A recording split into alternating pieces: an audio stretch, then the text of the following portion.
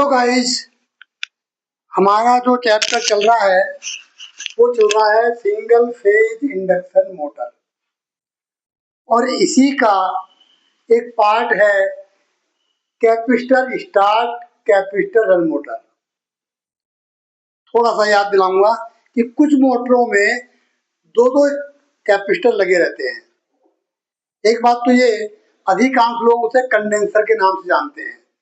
Basically condenser नाम ठीक नहीं है, प्रचलित हो गया है, वो एक अलग बात है। बेसिकली वो क्या होता है, कैपेसिटर होता है। कंडेंसर भी होते हैं लेकिन इस तरह के नहीं, वो दूसरे कंडेंसर होते हैं, उनका काम कुछ और होता है।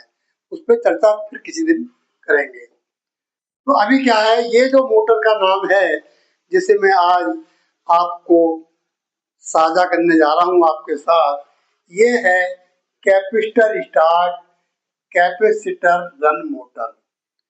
जैसा इसका नाम रखा गया है वैसा ही इसका काम है, क्योंकि ये मोटर कैपेसिटर से स्टार्ट होती है और जब तक चलती है वो कैपेसिटर पे ही रन करती है। जो दूसरी मोटर्स हमने पढ़ाई थी उसमें क्या था, किसी में कैपेसिटर डिस्कनेक्ट हो जाता था एक रोटर के पर्टिकुलर आरपीएम के बाद 70 से 80%, और कुछ मोटर्स में जो स्टार्टिंग कॉइल थी वो ही अलग हो जाती थी, सिर्फ रनिंग जो वाइंडिंग है वही काम करती थी।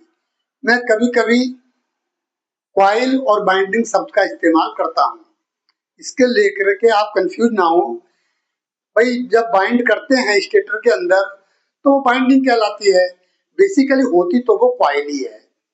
ठीक है, थ्योरी में कॉइल का ही इस्तेमाल किया जाता है, बाइंडिंग का नहीं।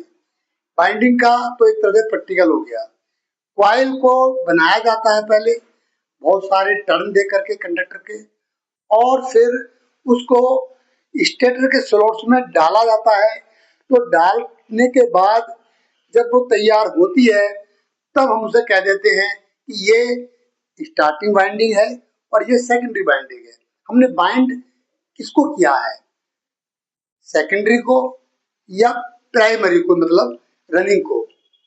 तो इस तरीके से अब आते हैं कि इसमें जो मोटर के मेन पार्ट्स हैं तो ये जानना जरूरी है पहले। तो मेन पार्ट्स हैं, मैंने यहाँ लिखे हुए हैं, 5 लिखे हुए हैं। आप इनको 10 भी कर सकते हो अगर नॉलेज होगी तब, क्योंकि एग्जाम में अभी तो हमने खास खास लिए हैं।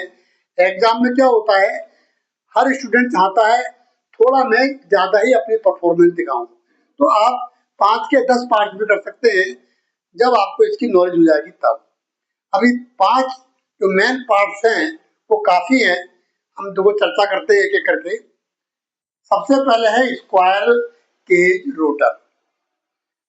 देखो मैं इसलिए कर रहा हूं कि किसी न किसी बहाने से हम लोगों के दिमाग में, हम लोगों का मतलब जो स्टडी कर रहे हैं, ये घुसना चाहिए दिमाग के अंदर। जब हम कोई बात बार बार करते हैं तो दिमाग हमारा उसे एक्सेप्ट कर लेता है। इसीलिए मैं बता रहा हूं स्क्वायरल केज रोटर, ये गाइस हर मोटर में होता है। हर मोटर मतलब एसी मोटर में, जो इंडक्शन मोटर होती है, ठीक है। और वो है हमारा ये ब्लू कलर का मैंने बनाया हुआ है, यही हमारा स्क्वायरल केज रोटर है। किसी दिन प्रैक्टिकल के साथ स्क्वायरल केज को बताऊंगा कि स्क्वायरल केज क्यों कहते हैं इसे। ठीक है, तो ये स्क्वायरल केज रोटर हो गया पहला पार्ट। दूसरा पार्ट है मेन और रनिंग बाइंडिंग। हम इसे दो नामों से जान सकते हैं, हम कह सकते हैं मेन बाइंडिंग या फिर रनिंग बाइंडिंग, राइट। जो ये कहलाती है, देखो जो मैंने लिखा हुआ है आरसी ग्रीन कलर में, ये हमारी क्या है, मेन बाइंडिंग है, या इसको हम रनिंग बाइंडिंग भी कहते हैं, क्योंकि इसी पे हमारी मोटर रन करती रहती है। और ये जो कॉइल की पहचान क्या है, ये डायरेक्ट मेन सप्लाई से जुड़ी रहती है। तो हमने सप्लाई दी है मोटर के लिए 220 वोल्ट एसी, वो इससे डायरेक्ट जुड़ी रहती है, ये अलग कभी नहीं होती। जब भी अलग होती है, जरूरत पड़ती है, तो हमारी ये स्टार्टिंग कॉइल जैसे मैंने SC से दिखाया है, रेड कलर की मैंने कॉइल दिखाई है बना करके, ठीक है। इसे कहते हैं हम लोग, क्या कहते हैं, स्टार्टिंग कॉइल या ऑक्सिलरी कॉइल। ये देखो, स्टार्टिंग और ऑक्सिलरी वाइंडिंग। मैं फिर बोल रहा हूँ, वाइंडिंग का मतलब मैं कॉइल बोल रहा हूँ बार बार, तो आप फर्क समझ गए होंगे। तो ये कॉइल है या ये वाइंडिंग है, मोटर की वाइंडिंग है, ठीक है। तो ये जो है, इसी को जब भी कभी होती है तो सर्किट से यही डिस्कनेक्ट होती है, मेन वाइंडिंग या रनिंग वाइंडिंग डिस्कनेक्ट नहीं होती, ठीक है। अच्छा, अब इनकी हम पहचान कैसे करते हैं? देखो गाइस, जो रनिंग वाइंडिंग होती है या रनिंग कॉइल होती है उसका रेजिस्टेंस कम होता है। ऐसा हम जानबूझ के रखते हैं, क्योंकि जितनी भी सिंगल फेज मोटर्स हैं वो सेल्फ स्टार्ट नहीं होती, उन्हें सेल्फ स्टार्ट बनाना पड़ता है। तो उसे बनाने के भी अलग अलग मेथड्स हैं। तो उन सब मेथड में से एक मेथड ये भी है, कैपेसिटर स्टार्ट और कैपेसिटर रन मोटर, ठीक है। तो हम इसको, जो रनिंग कॉइल होती है, मेन वाइंडिंग होती है, उसका रेजिस्टेंस हम कम रखते हैं। अब कम कैसे रखेंगे? ये आपको सबको पता है गाइस कि जो रेजिस्टेंस है, मैं इसका फार्मूला बना देता हूँ, लिख देता हूँ यहाँ पे, आपको पता होगा, याद आ जाएगा आपको जब मैं लिखूंगा तो। देखो, अब जैसे ये R है, R रेजिस्टेंस है। अब ये आपको पता है, ये प्रोपोर्शनल टू होता है लेंथ, ये तो क्लियर बात है। अगर लेंथ बढ़ेगी तो हमारा रेजिस्टेंस भी बढ़ेगा, ठीक है। तो इसीलिए हम क्या करते हैं, रनिंग कॉइल के जो नंबर ऑफ टर्न्स रखे जाते हैं वो कम रखते हैं, ताकि उसका रेजिस्टेंस कम रहे, ठीक है। और जो इसका जो क्रॉस सेक्शन एरिया है, तो उस पर बात कर लेते हैं। क्रॉस सेक्शन एरिया ये है हमारा A। अब ये क्या है? ये तार की मोटाई हो गई। तार को जितना मोटा रखेंगे रेजिस्टेंस उतना ही कम रहेगा, विदाउट। और जितना क्रॉस सेक्शन एरिया कम होगा, यानी कि तार पतला होगा, तो इसका जो रेजिस्टेंस है वो बढ़ जाएगा। तो क्या हुआ कि जो हमारा R है वो क्रॉस सेक्शन एरिया का इनवर्सली प्रोपोर्शनल है। हिंदी में से कहते हैं व्युत्क्रमानुपाती, समानुपाती लेंथ के और व्युत्क्रमानुपाती इसके एरिया के, ओके।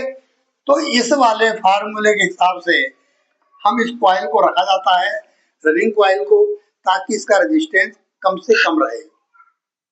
इसका अपोजिट जो स्टार्टिंग कॉइल है, बिल्कुल इसका सब कुछ उल्टा हो जाएगा। स्टार्टिंग कॉइल को जब हम बनाते हैं तो हम कोशिश करते हैं कि इसका रेजिस्टेंस ज्यादा हो और ज्यादा से ज्यादा हो। इसकी वजह बताऊंगा मैं क्यों करते हैं ऐसा। हम ज्यादा से ज्यादा हो, इसके लिए क्या करते हैं, जो ये स्टार्टिंग कॉइल है इसको पतले तार से बनाया जाता है, पता लग गया हो इस फार्मूले के हिसाब से, ताकि रेजिस्टेंस बढ़ जाए। और इसके हिसाब से यानी कि लंबाई ज्यादा से ज्यादा बढ़ाई जाए, तो क्या करते हैं, पतले तार से और नंबर ऑफ टर्न्स ज्यादा देते हैं, ताकि इसका कॉइल का रेजिस्टेंस बढ़ जाए। ये स्टार्टिंग कॉइल होती है, ठीक है। तो ये इस तरीके से इस कॉइल को बनाया जाता है। अब रेजिस्टेंस ज्यादा क्यों रखते हैं? असल में इस कॉइल को, फेज तो हमारे पास एक ही है, इस फेज को दो हिस्सों में तोड़ दिया जाता है, ठीक है। वो इसलिए, ये इलेक्ट्रिकली देखा जाए तो ये 90 का डिग्री बनाते हैं, जिसकी वजह से इसमें एक रोटेटिंग मैग्नेटिक फील्ड पैदा होता है और हमारी मोटर घूमने लगती है, ठीक है। पावर फैक्टर इंक्रीज करने के लिए हम इसमें कैपेसिटर का इस्तेमाल करते हैं। अच्छा, इसमें कैपेसिटर भी दो होते हैं, हम शुरू में बता चुके हैं आपको।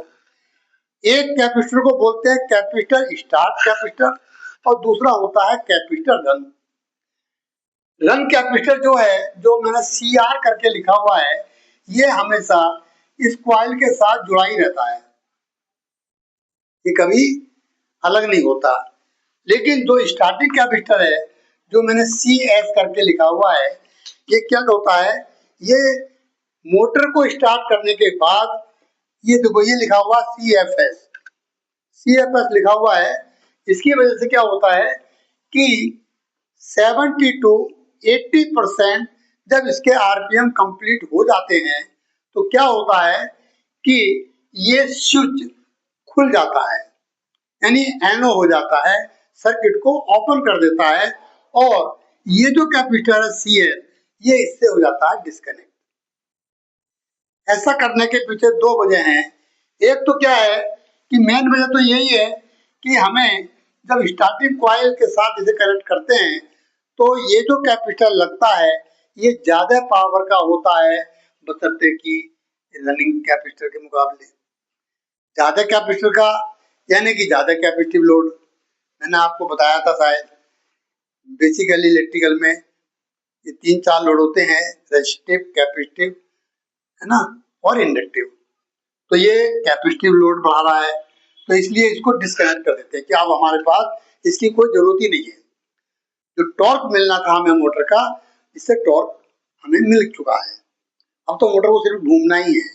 घूमने के लिए हमारा ये जो रनिंग कैपेसिटर है और ये रनिंग कॉइल है, रनिंग वाइंडिंग, ये काफी है।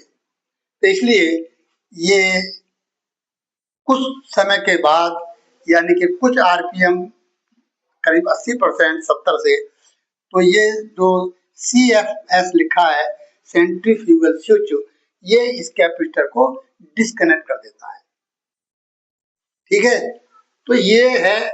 और ये तो मैंने आपको ये एक्सप्लेन कर दिया, बाकी वो तो ये लिखा हुआ है। चौथा है सेंट्रीफ्यूगल स्विच जो लिखा हुआ सी एफ एस, और पांचवा है कैपेसिटर, मैंने आगे लिखा हुआ है दो।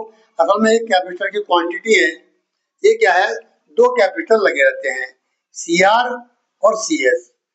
तो दो कैपेसिटर होते हैं, कुल मिला के इसमें 5 मेन पार्ट होते हैं इसके। ठीक है, और जब भी कभी इसके पार्ट्स आपको लिस्ट ज्यादा लंबी करनी पड़ी हो तो भाई एंड प्लेट, बियरिंग, है ना, और क्या कहते हैं, कूलिंग फैन, टर्मिनल बॉक्स, आई बोल्ट, बहुत सारे हो जाते हैं। बस एक बार आपको नॉलेज में आ जाए फिर इस पे आप ढेर सारी लंबी लिस्ट बना सकते हैं स्पेयर पार्ट्स की। ठीक है गाइस, तो आज के लिए इतना ही है। मेरा ये कंप्लीट हो चुका है टॉपिक। नेक्स्ट फिर टॉपिक के साथ मिलते हैं, तब तक के लिए नमस्कार।